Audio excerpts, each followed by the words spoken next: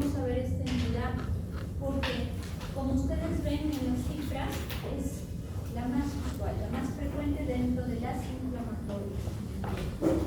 Y es importante porque miren su estadística, claramente una prevalencia global que puede llegar hasta el 1%. Ahora, en poblaciones caucásicas, las cifras no son tan bajitas, pueden llegar a prevalencias incluso en países europeos como España de 0.8. Grupo favorito, damas, 3 a 5 veces más que en relación a los varones.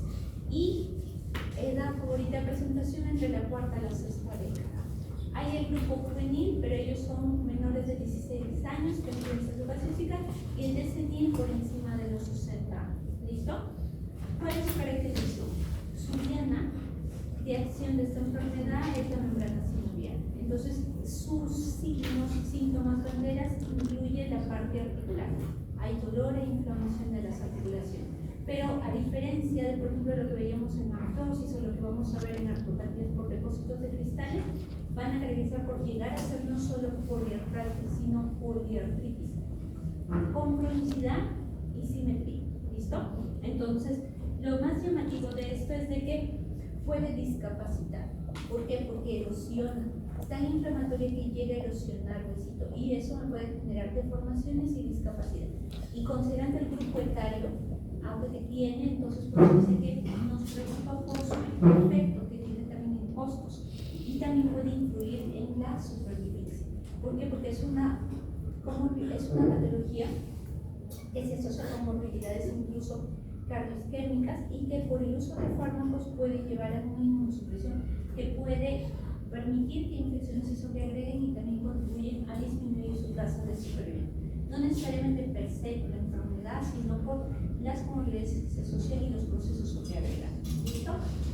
Ahora, vamos a ver que hay ciertos factores que se han evaluado. Factores sociodemográficos relacionados con la enfermedad en sí y también con el uso de medicamentos. ¿Con qué fin se habla de esto? Para enfocar su pronóstico. ¿Listo? Entonces, generalmente, ¿cuál es un grupo favorito? Damas. Y en estos, cuando más temprano debuta, pues necesariamente esta enfermedad va a ser larga y no necesariamente va a responder con monoterapia. A eso se enfoca. Si es que tienen bajo nivel de instrucción, también va a sufrir porque desgraciadamente va a haber una demora en los estudios diagnósticos y la confianza del tratamiento. Y la parte genética, sobre todo, se han identificado más de 100 genes asociados, pero sobre todo el HLA con ese tipo de R4 a favor son los que se han asociado con mayor riesgo de una presentación más agresiva. Dentro de los factores de enfermedad se dice que títulos elevados, por ejemplo, por encima del 3 a más, del factor reumatoideo, de lo que es anticoncepcional, material. También si es que debuta con un compromiso poliarticular desde el inicio, y este más bien va en extensión, en más articulación, cronificación, en detallar. Así también el efecto de cuánto se demora en responder la artritis. Por ejemplo, hay pacientes que inician su tratamiento y puede que vino con 10 articulaciones dolorosas e inflamadas, pero ya el control que lo ves a los 2 o 3 meses puede que solo tenga una, pero hay otros que no, persiste. Sí, la misma cantidad o incrementa. A eso se refiere duración incremento de la artritis. Y si el paciente, por ejemplo, si yo tengo un diagnóstico de la enfermedad hace como 10-15 años que me hicieron el diagnóstico, también a mayor tiempo de hecho el diagnóstico también no es un factor a favor para la evolución de los pacientes. ¿Por qué? Porque hay pacientes que, por ejemplo, pueden diagnosticarles un año y haberlo llevado a la remisión a los 6 meses.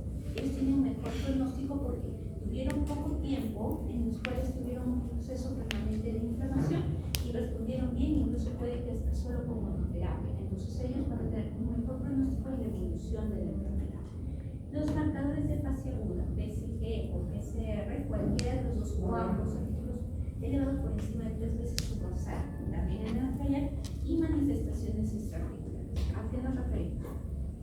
Nódulos reumatoideos o manifestaciones que comprometan, por ejemplo, a nivel pulmonar, a nivel cardíaco o a nivel propiamente, en este caso, el cuadro del Pelti, que puede producir visceromegalia, citopenia y sobre todo que se da en pacientes de larga data, por lo menos 10 años que vienen teniendo la enfermedad. En relación al tratamiento, en este caso, si hay una demora en lo que es el inicio del tratamiento, puede influir. Y también hay que tener en consideración de cuánto tiempo ¿Y cuántos medicamentos a la vez se deberían usar? Como le dije hace un ratito, si un paciente responde bien desde el inicio con terapia, pues ok, tenemos una propuesta. Pero si es un paciente que desde el inicio tenía que usar terapia combinada de los tres fármacos modificadores de la enfermedad, diferente a los sintomáticos, que son glucocorticoides diarios, modificadores de la enfermedad son los inmunosupresores sintéticos, es decir, metotrexate, sulfasalazina, hidroxicloroquina, leflunomida, todos ellos. Entonces, tenían que usar en este caso ese medicamento de 12 y larga data, pues también eso podría influenciar en su pronóstico de la enfermedad. Entonces, hay que tener en consideración qué puntos. Yo tengo la predisposición genética, pero la predisposición genética sola por ser no se va a predisponer, pero hasta ahí. ¿Y por qué se ha visto? Porque estudios que se han hecho en gemelos solamente en este caso mantienen esa, en este caso, uniformidad para el desarrollo de la parte de la enfermedad de 15%. Y me da bastante, y es lo que incluye parte de los estilos de vida, factores ambientales de exposición a sustancias, infecciones también. Y hay que considerar también lo que ahorita hemos estado mencionando. Ahora, lo que no se ha mencionado es en relación al grupo de antecedentes familiares. ¿Por qué? Porque muchos estudios, por ejemplo, cuando hicieron evaluar lo que es complejidad mayor, sobre todo el ser humano, lo hicieron en grupos de familias en los cuales había AR y otras patologías autoinmunes. Entonces dijeron, mientras más cercana la consanguinidad que tiene el pariente que tiene la enfermedad y en este caso la edad de presentación. Por ejemplo, puede que mi tía tenga artritis reumatoide y si debutó más tempranamente, por ejemplo, hicieron el diagnóstico a los 30 años y el tipo de manifestación, porque por ejemplo si debutó con una manifestación extraarticular con un precoz diagnóstico, pues en este caso también se incluye que el paciente debe tener que vigilar que capaz pueda desarrollar en su enfermedad una manifestación extraarticular o también puede afectar de la misma manera y también para parte de la evolución. Pero son factores, no es de que pues sí la regla, son factores, o sea, cuadros que se pueden dar. Y en relación a este punto, porque vamos a ver la fisiopatogenia, que acá la parte de obesidad hallar por parte de las homopolimorfismos que hay a través de la gente de la leptina que está influenciando fuera de también el efecto inflamatorio que se ha asociado a la fisiopatogenia de la obesidad. Y en relación a estilos de vida, sobre todo el tabaquismo, 30 a 40 veces de asociación para el desarrollo de la entidad en pacientes con predisposición genética.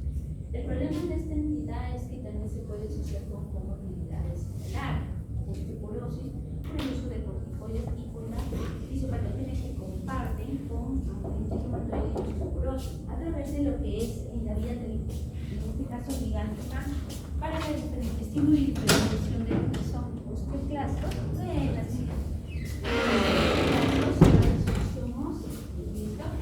Ahora, en relación a la fisiopatogenia, recuerda, predisposición genética, exposición a factores ambientales. Y esto lo vamos a ver a continuación. Estímulo para que la población linfocitaria estimule a lo que es la población de linfocitos P, la presión de autoanticuerpos, para que a través de la unión de autoantígenos con las células suplementadoras, en este caso el antígeno, puedan estimular la cascada para la población linfocitaria, sobre todo para la elaboración de citoquinas y estímulo de células efectoras que van a mantener esa cascada. Basta que yo me expongo una vez, no, exposición repetitiva y continua. ¿Con qué fin? Con el fin de que genere esto, que haya modificaciones genéticas, que haya cambios, sobre todo a nivel de lo que es el microRNA, como para decir que va a generar un efecto.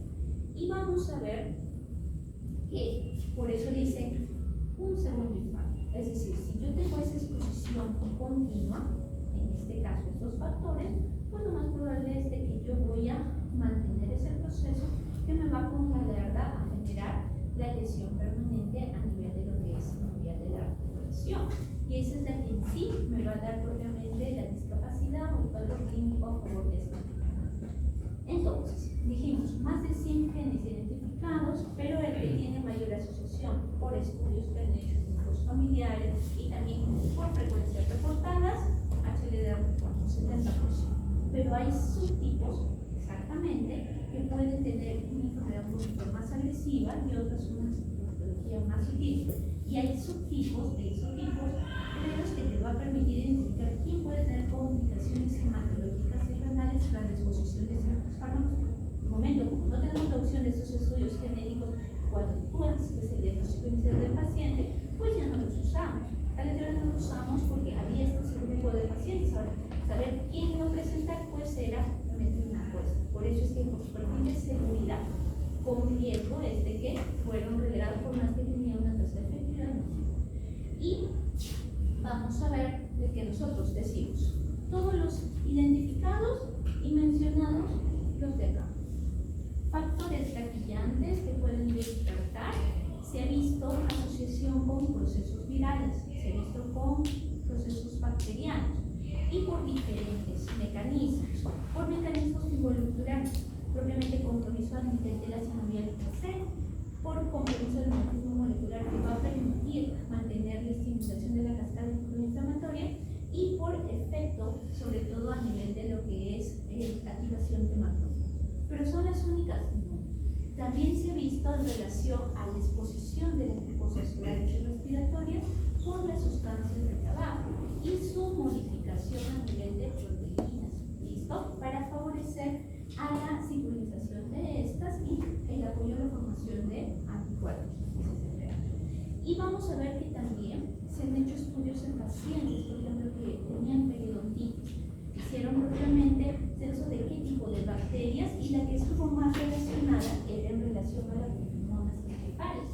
¿Y por qué nos importa eso? Porque ella tiene una enzima que se llama aminodeamidasa, también conocida, que puede sintetizar. Y en este caso, que puede generar que se formen estos anticuerpos y que pueda a la larga pues, tener su efecto de lesión a nivel de área. Pero es lo único, no. También se han hecho estudios con pacientes que tenían fibrosis intestinal, sobre todo cuando se pensaron de tipo preguntela con un mecanismo también parecido. Entonces, nosotros vamos a tener que, para esta entidad, se han identificado varias vías, dice Patricia. No que una necesariamente la otra va a seguir como un dominó. Hay varias que se pueden estar testando de manera paralela y estar activando una y otra. Pero vamos a tener en consideración propiamente la parte de péptidos y proteínas. En este caso, para la definición, vamos a tener que ver antígenos, vamos a tener que ver formación de anticuerpos y vamos a ver también células efectoras y citoquinas. Entonces, dentro de las citoquinas, células efectoras, vamos a tener el detalle de las interrupciones, sobre todo proinflamatorias. ¿Y por qué quiero que pongan bastante relevancia en esto? Porque estas son las células asociadas con su producción, ¿listo? Pero no son las únicas, van a ver a veces algunas que comparten. Pero sobre todo quiero que le pongan atención a la interleucina 6, a la interleucina 1 y la parte de la estaticina.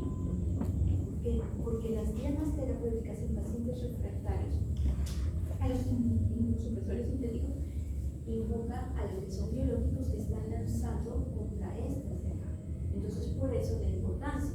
Pero también hay que tener en consideración a quién consideramos antígenos para poder mantener la cascada proinflamatoria.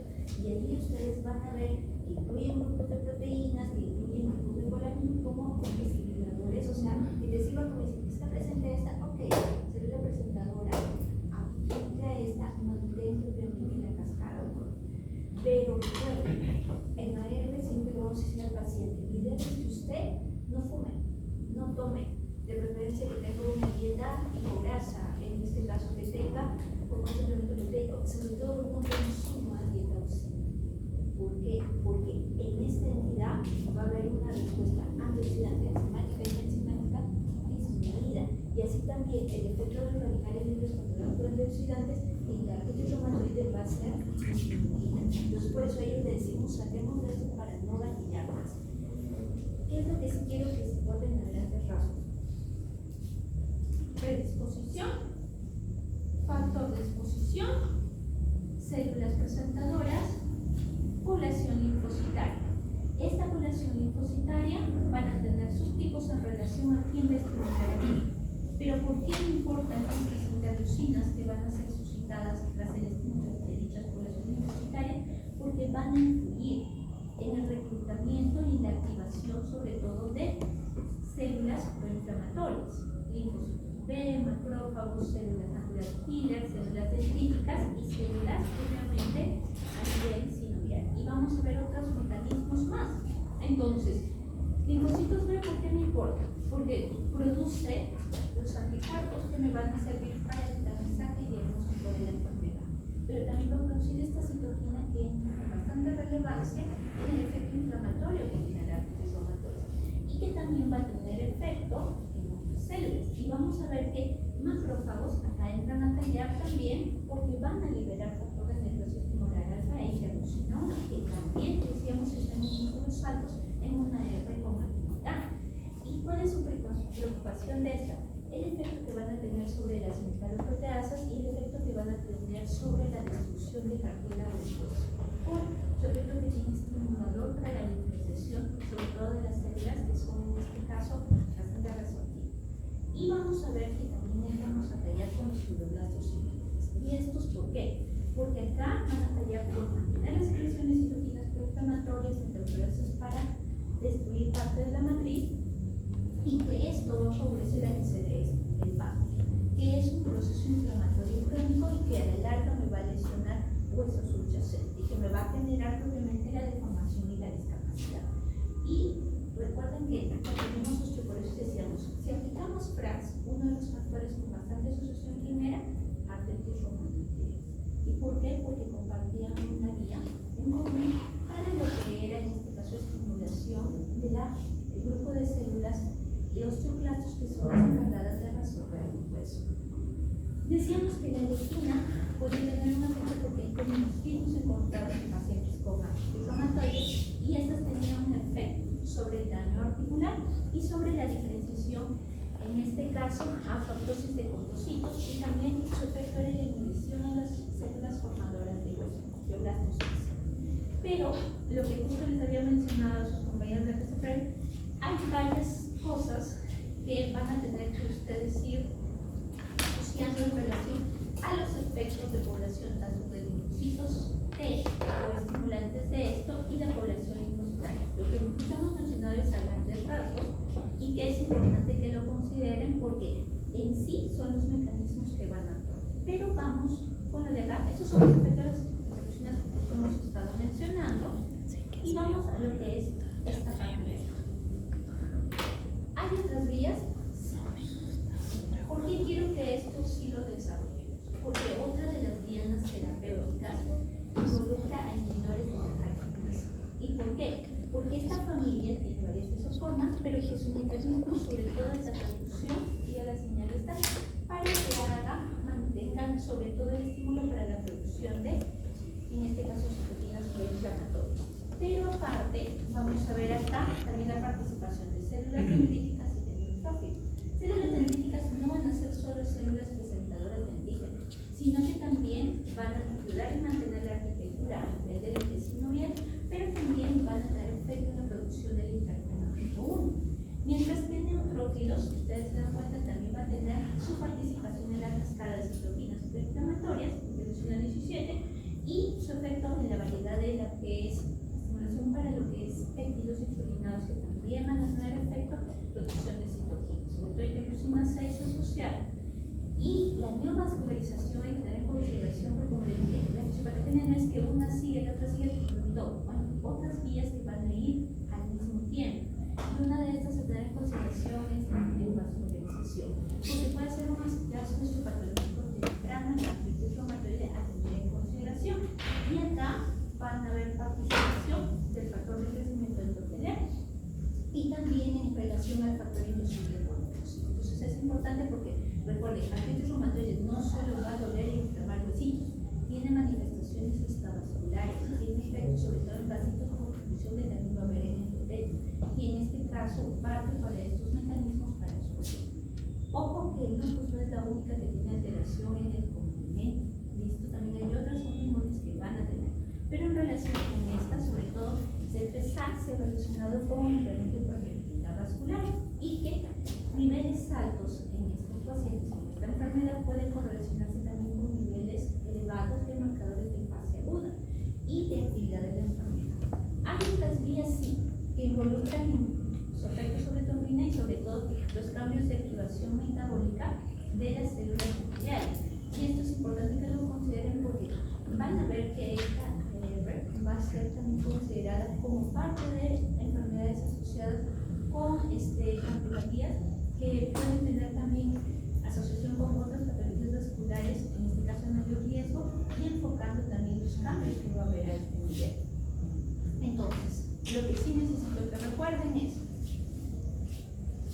son los factores identificados, desde periodontitis, exposición, lo que son de las mucosas respiratorias y orales a los productos de cigarro, cambios de sincronización de las proteínas en sí, formación de anticuerpos. Estos anticuerpos pueden preceder hasta 10 años al cuadro clínico articular de un paciente con artritis reumatoide y su incidencia va a ser sobre la membrana sinovial. Entonces, la pérdida de la tolerancia de la regulación permite que se va a dar el estímulo constante de ambas poblaciones B y T hasta natural y en esta enfermedad es lo que más preocupa por su efecto que va a tener en el cuadro. ¿Y cuál es el cuadro clínico? Lo que ustedes ven en las manitos. ¿Qué ven las manitos? ¿Están normales? No.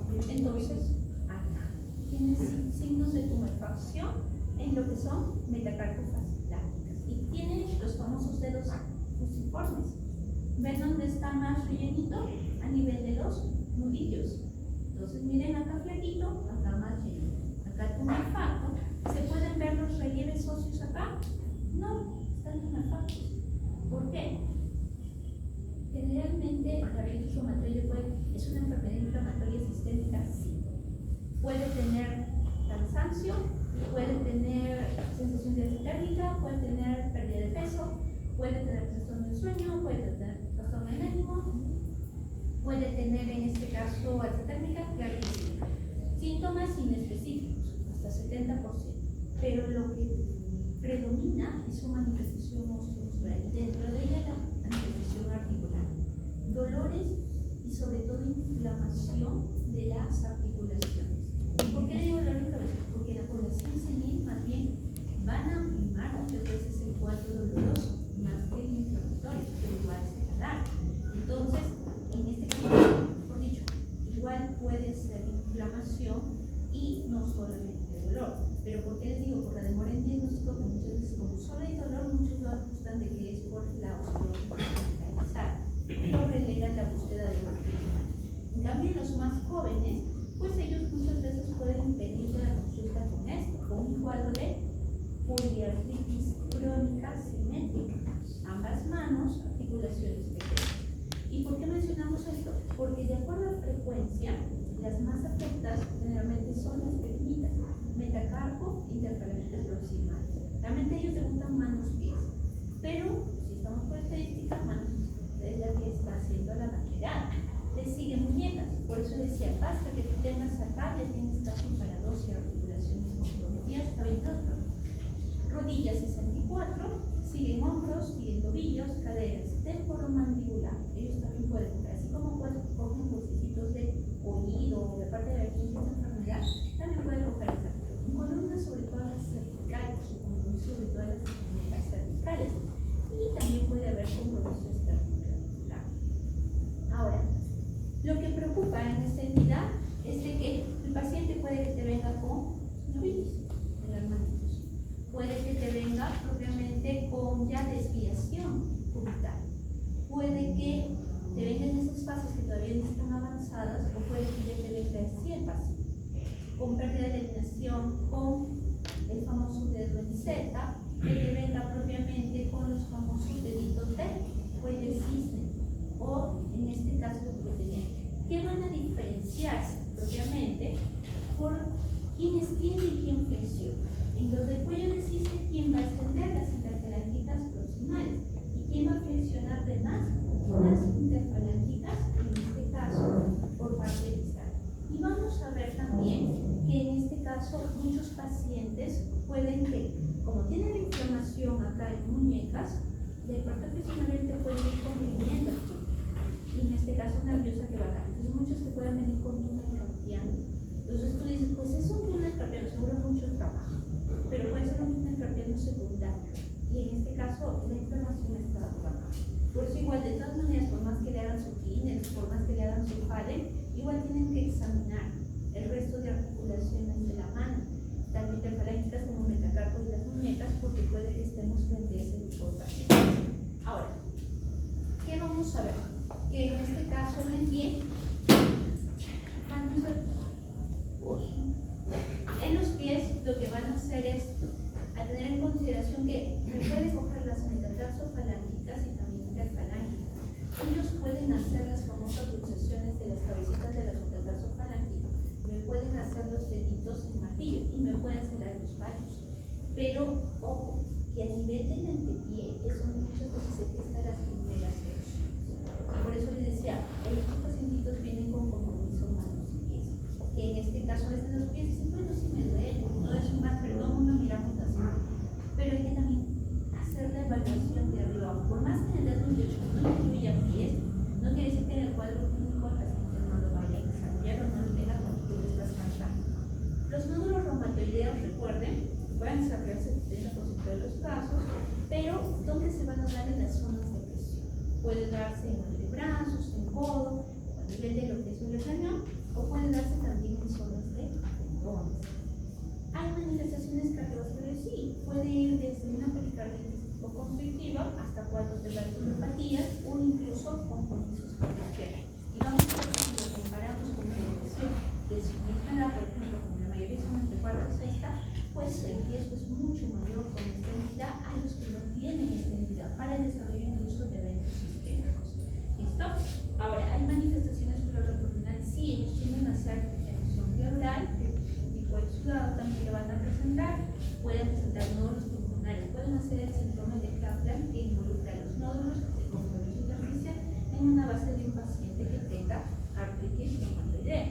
Y el cuadro de la enfermedad pulmonar intersticial difusa, ellos pueden identificarse desde una radiografía que ya con estadios avanzados hasta en una tomografía que tiene patrones ya definidos. Realmente cuando muchos se radiografían encuentran el patrón MIUI, que es este patrón con opacidades reticulares periféricas en bases, entonces en una radiografía pero que en una tomografía pueden llegar incluso a ver signos de canalización subpleural y también bronquitas de contracción. Cuando encuentran este tipo de patrón, entonces dicen justo el no inmune, porque puede que el paciente tenga, averigua qué otras manifestaciones tiene, pero tiene 4 variantes de presentación. Entonces realmente la primera pues es la que más la asocia. Muchas de ellas buscamos otras causas, exposición a humos de biomasa, exposición propiamente a lo que es humo del tabaco, procesos en este caso infecciosos, y luego muchas veces después concluimos en esto. Pero estos pacientitos puede que te tengan una tos seca, crónica, repetitiva, variaciones pulmonares, signos que te hacen empezar hasta en una tuberculosis. Pero por eso digo, primero descartan y luego orientan esta posibilidad. El problema de esta enfermedad, como dice, es un dolor inflamatorio crónico, pacientes son usuarios de larga data de años y muchas veces tienen su repercusión a nivel de este órgano y con el tiempo también el desarrollo de otras complicaciones. ¿Pueden hacer derrame pericárdico? Sí, pero lo que sí quiero que ustedes recuerden es esto que yo les estoy mencionando. Recuerden que en este caso, esta complicación, sobre todo cuando se da a nivel de esta zona, puede tener pues repercusión sobre la supervivencia. Y peores aún si tienen un compromiso asociado también a nivel de vida. Esta ecografía es para que busquemos ver visceromegalias, sobre todo el patosplenomegalia, se asocian con citopenia, se asocian con anapatías, se asocian con procesos infecciosos, se da sobre todo en el grupo femenino, 70%, recuerden que era más de dama, y en este caso esta se tiende a dar también más en damas, pero sobre todo en pacientes con artritis reumatoidea de larga edad. 10 años o más, de hecho, y las pacientes pueden presentar manifestaciones extraarticulares, sí, en pie pueden haber sequedad, pueden haber signos de lesiones, sobre todo donde las cabecitas tienen a apoyar. Ellos empiezan a caminar sobre las cabecitas, por eso es que ellos tienden más a presentar este tipo de lesiones. Recuerden que en ER ellos pueden hacer ojo seco, pueden hacer esteritis, pueden hacer esteritis, pueden hacer hasta uveitis anterior, pueden hacer keratitis también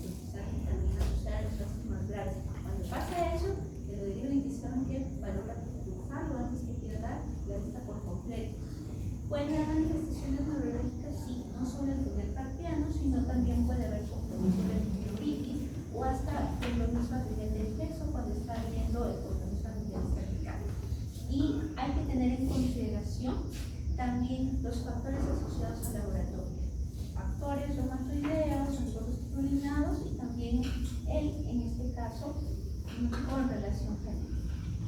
Recuerdan que les dije que podía tener manifestaciones vasculares, sí, porque te puede tener infartos digitales, puede ser cuadros de arteritis a nivel visceral, te pueden dar ulceraciones, te puede dar fractura palpable, eso de acá.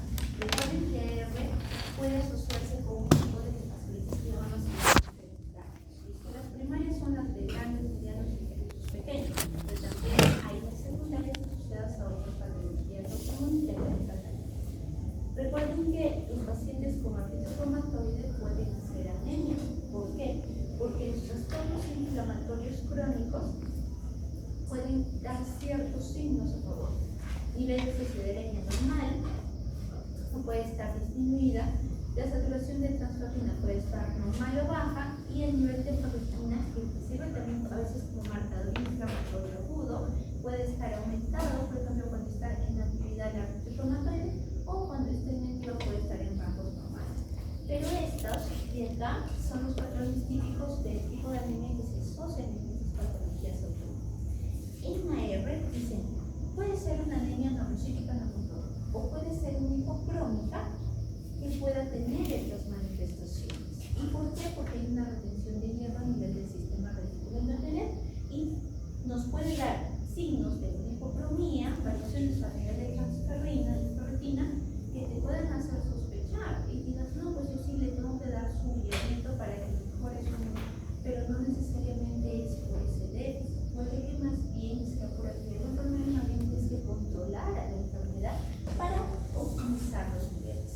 Y recuerden que a diferencia de los funcionarios, ellos tienden a ser tonúsculos. Ellos tienden a tener niveles de plaquetas por encima de 450.000 y te pueden estar indicando eso.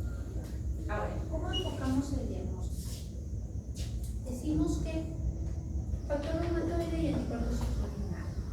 Tamizaje por sensibilidad, corroboración por especificidad. Ambos son pronósticos en títulos por encima de 3 veces su valor referencial. Cuantitativo antes que cualitativo en factor reumatoide. Menos de 8 o 14 para algunos laboratorios, menos de 20, como valores normales. ¿Listo? Ahora, lo que sí hay que tener en consideración es que no hice mi diagnóstico solo con el cuadro clínico y el epidemiológico, pero igual yo voy a iniciar medicamentos que van a tener efectos en diferentes órganos. Y recuerden que la también pueden tener manifestaciones extraarticulares. Entonces, esos pacientitos vamos a tener que hacer igual estudios bioquímicos y hematológicos. Pero recuerden, AR no es una enfermedad de primera búsqueda. Siempre vamos a estar viendo que no se explique los síntomas por otros procesos infecciosos, ya sea virales, bacterianos, bacterianos. Y es importante tener en consideración esos puntos. Ahora, las imágenes no entran en la clasificación de ACR de 2010 en adelante. Sin embargo, en la del 80 sí entraba. Sobre todo entraba esta, que decía que mi paciente tenga signos de osteopenia, o mejor dice, les ponía así, que tenga signos de osteoporosis y osteoarticular. Donde ustedes lo ven más radiolúcido, o sea, más oscurito, justo en las uniones, a nivel de lo que son las interferencias. A eso se llamaba propiamente, tiene signos de osteoporosis y osteoarticular. Justo en la unión, las cabecitas se ven más radiolúcidas. Y no de una, sino de todas en el sangre. Acá se ve mejor. ¿Listo? Pero también decían pues, que haya signos de erosiones marginales, porque eso es lo usual. Entonces, sin embargo, ¿qué pasaba con los pacientes que recién debutaban? Tú le podías pedir la placa y solo hallabas erosiones al inicio cuando tenía un mal pronóstico el paciente, es decir, que iba a tener una enfermedad agresiva desde el inicio. Pero si no, en ellos pues quedaba solo como reportado de aumento de tejido blando y nada más a nivel de lo que es periarticular y osteopenia. Entonces, por eso es que si tú captas al paciente, haz la radiografía, pero para ver si no tiene estos signos de mal pronóstico. Haz radiografía para ver si no tiene manifestaciones extraarticulares, enfermedad intersticial difusa, nódulos reumatoides, compresión intersticial que te sugiere un Kaplan.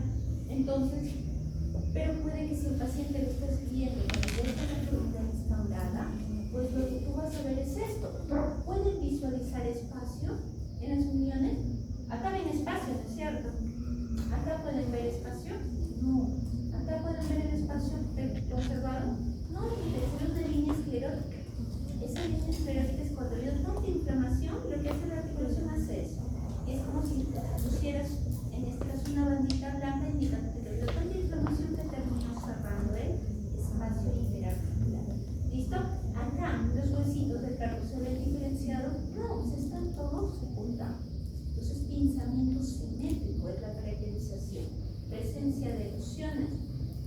famosos, en este caso estas líneas a veces tienen una forma que está como de ala abierta, que también te indican para esta entidad.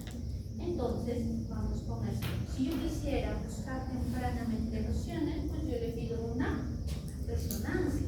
Pero la resonancia, costo, orden de espera, que si es accesible y costo efectivo, una ecografía. Por eso dicen las propuestas, cuando decían revisiones de los criterios de enfoque por PTDR, decían que proponemos también que las ecografías estén como parte del esquema de enfoque diagnóstico. Sin embargo, la limitación que no todos tienen a la mano en su consultorio un ecógrafo, no todos tienen entrenamiento para esto, es de que todavía queda relegado, que sí se está tomando en consideración para hacer un pronóstico, sí, y para decidir esquemas, sí, pero es como pollo todavía. Ahora, esta enfermedad inflama. Si, por ejemplo, justo tienes una duda diagnóstica porque te viene una paciente que tiene un cuadro de poliartritis crónica, que estuvo respondiendo bien con tratamiento, y de la nada ya estaba en revisión y viene con una monoartritis, tú puedes hacer el estudio para ver esta enfermedad que se está reactivando o capaz se agregó un proceso, y sobre todo si es que la monoartritis viene acompañada con síndrome de respuesta inflamatoria sistémica. Entonces puede que se haya sobreagregado un proceso de artritis infecciosa. La única forma de llegar a la resolución es ver cómo está el sitio bioquímico, bacteriológico, y o hasta los hospitales si quieres investigar. Si solo es por la enfermedad, solo es un tipo 2, un tipo inflamatorio.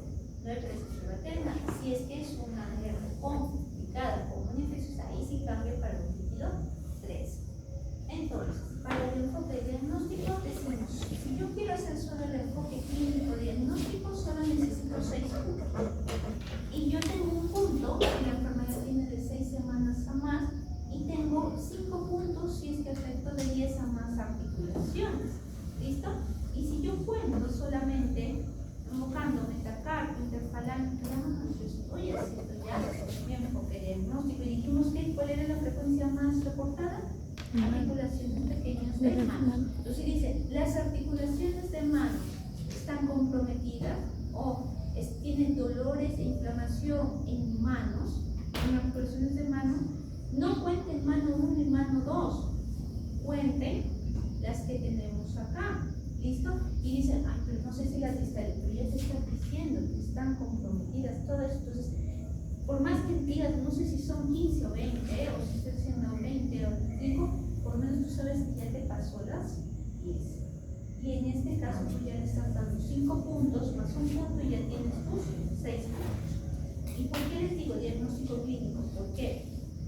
Porque si tú le agregas el puntaje por elevación de reactantes de fase aguda, es decir, de velocidad de segmentación globular, o por ejemplo de proteinasa reactiva, pues tú confirmas que tienes una artritis con compromiso inflamatorio sistémico, pero el efecto inmunológico te da una confirmación mayor. Por eso te llevan con estos hasta 10 puntos. Y en este caso, ¿qué te pide? Que tengas el factor reumatoide, o que tengas el ANCCP, o tengas cambios. Y si ya los tienes, cuantifica cuántos son sus niveles. ¿Por qué? Porque no solo te va a ayudar para el diagnóstico, sino también para el pronóstico. ¿Y cómo yo mido la actividad reumatoide? Varias. Por ejemplo, si ustedes ven criterios de remisión hasta regular, esto más lo usamos en estudios. Por ejemplo, tengo un nuevo medicamento biológico y yo quiero proponerlo como un esquema efectivo y seguro. Entonces, pues yo voy a compararlo con otros, sobre todo que se estén usando como tipo de estándar. Entonces, yo voy a hacer un estudio comparativo y más bien lo que yo voy a evaluar son mejorías, de acuerdo a criterios de remisión hacer el 20, el 50 y 70. Para eso me sirven estas escalas. Sin embargo, para la práctica clínica, lo que van a ver más que usamos, ¿qué cosa es? Evaluación clínica y laboratorio. Y vamos a integrar cuántas dolorosas, cuántas inflamadas, cómo están sus marcadores de fase aguda, cómo ha estado comportándose la enfermedad. Es decir, está limitando sus actividades porque tiene un dolor intenso o no. Y si está haciendo eso, ¿qué medida? Por eso le llamamos por escala, en este caso de 0 a 100, 0 a 10, de acuerdo a la cantidad que tú estás usando. Y decimos, mi objetivo es que a la larga mi paciente vaya a la remisión. pasemos a una actividad alta, que es lo más peligroso, con valores por encima de 0. Y nos metimos que en cada consulta, que generalmente son cada 3 meses por lo menos, por los 3 meses, es que yo hago mi DAS 28 en consulta A y lo comparo con la consulta B. Y yo hago una diferencia. Si es que en la consulta A tenía 5 y en la consulta B tiene 3, la diferencia es 2. Me pasó el 1.2 y eso me dice está respondiendo bien. Pero ¿qué pasa si la referencia es 0.4? No me está dando una respuesta adecuada. Y voy a tener, si está solo con monoterapia, pues tengo dos opciones. Lo combino con un segundo o tercer fármaco, o subo la dosis de uno y agrego un segundo para llevar propiamente a la dosis. El esquema de tratamiento son 2 partes. Sintomático para manejar el dolor y inflamación. Modificador de la enfermedad para controlar y que esto también se vea influenciado. Dijimos que es una enfermedad inflamatoria, que es una enfermedad inflamatoria crónica. Una de las características del dolor inflamatorio es, ¿responde a INES solamente? No, requiere corticoide. ¿Y lo puedes combinar con algo? Claro que sí, sobre todo cuando recién estás empezando. Tienes que hacer eso. Pero eso es solo para síntomas. ¿Listo? Y para la enfermedad, yo puedo usar los fármacos, o también llamados DIMARS, o también llamados inmunosupresores convencionales, o también llamados inmunosupresores sintéticos. ¿Listo? Entonces, ¿quiénes tienen efecto mejor sobre articulaciones? Metotrexate, leflunomida, sulfasalazina. Hidroxicloroquina, ojo, es un inmunomodulador más. ¿Te voy a dar a reducir corticoides? Claro que sí. ¿Va a tener efecto sobre la población inicial? Sí. Y vas a ver que este amigo va a estar presente en varios organismos, sobre todo en lupus, va a estar siempre acompañando. ¿Listo? Entonces, pero regresando, como tiene más inmunomodulador su efecto, ¿quiénes firmamos acá? Estos tres. ¿Listo? Y por su efectividad y perfil de seguridad de inmunidad, pues acá está que le gana un poquito a su salvación. Pero son inocuos, no, tienen efectos gastrointestinales, tienen efectos hepáticos, tienen efectos de mucosas hematológicas. Por eso es que la idea es que tú tengas un basal de cómo empieza tu paciente. ¿Listo? Y tienes que saber estos efectos, porque si no, como al momento dices, no vas a ver cuál cambió y se ve por medicamento. Entonces, los últimos 3 tienen más efectos sobre manifestaciones extraarticulares. ¿Listo? Entonces, por ejemplo, el único parenteral es ciclofosfamida, pero lo vamos a usar más cuando hay compromiso pulmonar, renal, hasta a nivel, en este caso, vascular nerviosa, ahí va. Pero en esta R no. Las primeras líneas de manejo van a incluir ¿qué cosa? Corticoides más metotrexate o corticoides más leflunomida si hay contraindicación. Y cada 3 meses yo lo voy evaluando el DAS, el nivel de actividad, para ver si yo complemento con segundo o tercer fármaco, si yo subo dosis del primer fármaco, o si durante esos 6 meses yo he visto que su DAS 28 lo único que ha mejorado en todo este tiempo ha sido 0.5. ¿Me está respondiendo? No. Entonces, puedo cambiar a un biológico o puedo cambiar a un inhibidor de la JAK, que es la calcinasa, biológicos. ¿Listo? Son inocuos, no, igual también tienen efectos secundarios. Por eso, cuando van a usar biológicos, ¿qué hacen toda la mayoría de médicos? Los tamizan. Que no haya parásitos, que no haya infecciones urinarias, que no haya infecciones pulmonares latentes, que propiamente en este caso no haya periodontitis activa, que no haya en este caso una caries igual a un factor de riesgo, que no haya unas infecciones. ¿Por qué? Porque se las puede descartar. Entonces, tamizas y las biológicas. Infliximab fue el que inició. El problema es que a los 2 años surgió la tolerancia. Entonces empezaron a utilizar los otros antitenemos accesibles por administración subcutánea, que incluso el paciente puede venir y le colocan nada más, y adalimumab y Tamoxifen como parte del esquema. Recuerden que, miren, rituximab lo vamos a usar en grupos de pacientes con manifestaciones continencia auriculares. Bueno, cuidado que tuvieron refractaridad a todos los esquemas, pero no es de primera línea. Y lo que es anakinra y otros biológicos como adalimumab son biológicos de casi tercera línea porque son cuando tú al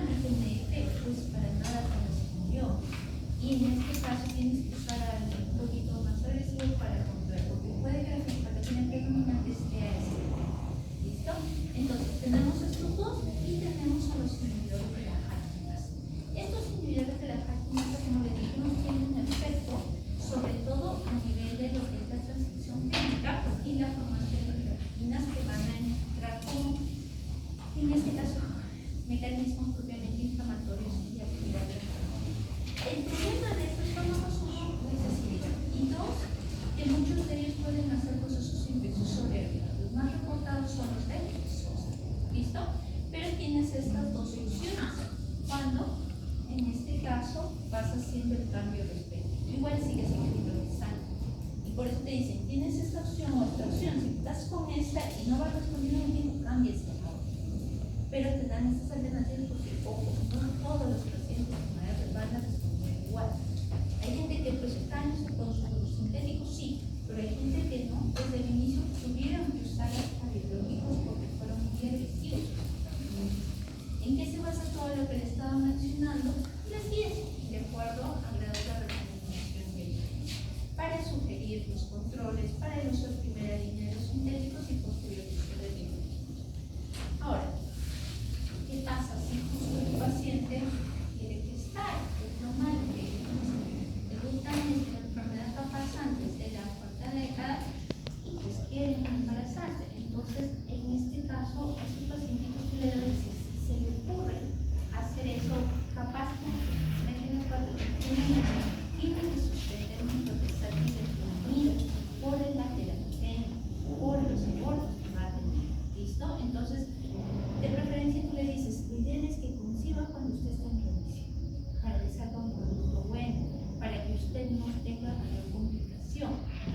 Y que si ya pues caballero va a gestar, lo que sí puedes utilizar son antimalarios, en este caso hidroxicloroquina o ciclotrina, o incluso sulfasalazina cuidando la dosis. ¿Listo?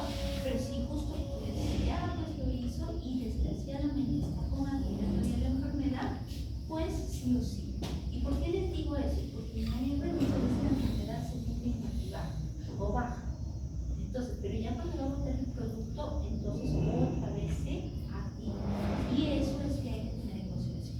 ¿Y qué pasa en este caso si es que justo la alternativa que estaba con biológicos? Realmente tienes que ver cuál está utilizando. Porque hay algunos que sí te pueden crear complicaciones. Y más bien tienes que ver con qué antigenéticos te pueden crear. No es usual que estén usando biológicos. Si fuera el caso, pues hay que tener esto en consideración. Ahora, ¿qué pasa con el grupo de los niños? Las artritis idiopáticas. Estas tienen varias formas de presentación. Entonces, hay una liga, en este caso, para este tipo de pacientes, y trataron de enfocar de acuerdo a manifestaciones. Y, por ejemplo, la liga dijo, bueno, hay que ver si tiene manifestaciones sistémicas o oligoarticulares, poliarticulares con factor reumatoide positivo o factor reumatoide negativo. Si tiene manifestaciones alérgicas acompañantes que hasta una presentación psoriásica o si tiene una forma indiferenciada.